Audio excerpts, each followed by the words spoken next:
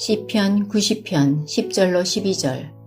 우리의 연수가 70이요 강권하면 80이라도 그 연수의 자랑은 수고와 슬픔뿐이요 신속히 가니 우리가 날아가나이다. 누가 주의 노여움의 능력을 알며 누가 주의 진노의 두려움을 알리이까.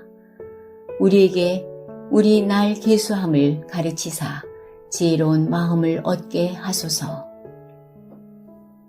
사람이 희망을 가지면 모든 것을 살립니다. 그런데 희망이 어디에 있을까? 라고 희망 있는 곳을 찾으면 실수를 하게 됩니다. 사람을 살리는 희망은 어디에 있을까요? 정확하게 말하면 절망 속에 희망이 있습니다. 이 말은 절망이 희망이란 말이 아닙니다. 절망 속에 희망이 숨겨져 있다는 말입니다. 모든 문제의 해결책은 가장 가까운 곳에 있습니다. 실제로 답은 가장 가까운 데 있기 때문에 꼭 찾아내야 합니다. 우리에게 날 계수함을 가르치사 지혜로운 마음을 얻게 하소서라고 했습니다. 어떤 사람은 시간을 낭비하지 않는다고 무엇이든 열심히 합니다. 그러나 이것보다 시간 관리와 시간표를 아는 것이 중요합니다. 시간 관리의 가장 좋은 방법은 주로 해야 될 일과 부로 해야 할 일을 잘 구분하는 것입니다. 주와 부를 구분하지 못하면 큰 일이 납니다. 어떤 사람은 주로 할 것은 안 하고 부로 할 것만 합니다. 이렇게 하면 열심히 해놓고 실패합니다. 대화를 할 때도 중심적인 부분이 있고 지나가면서 하는 말이 있습니다.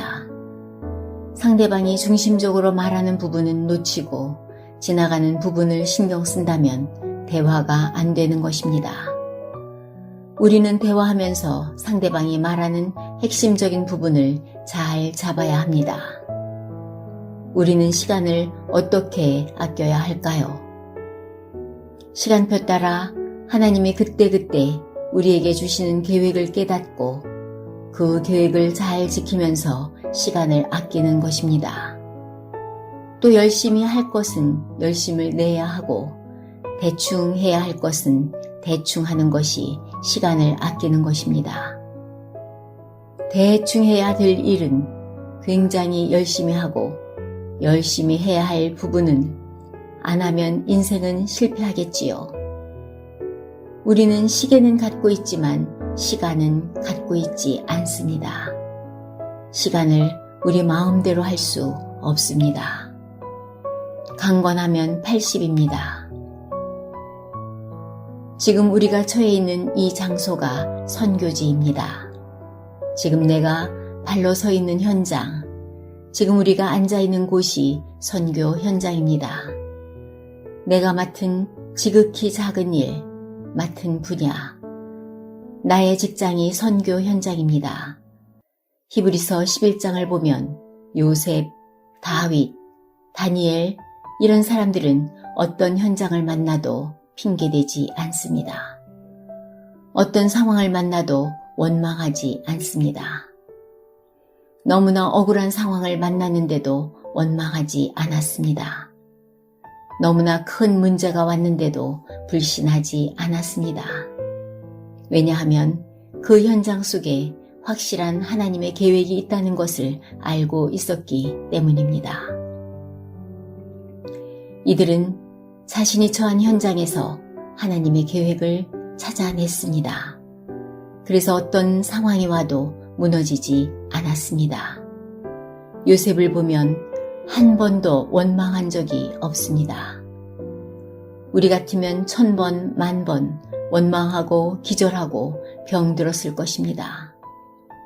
창세기 37장 1절로 11절 요셉의 꿈 이야기를 들어보면 요셉은 중요한 복음의 비밀을 가지고 있었기에 승리할 수 있었습니다.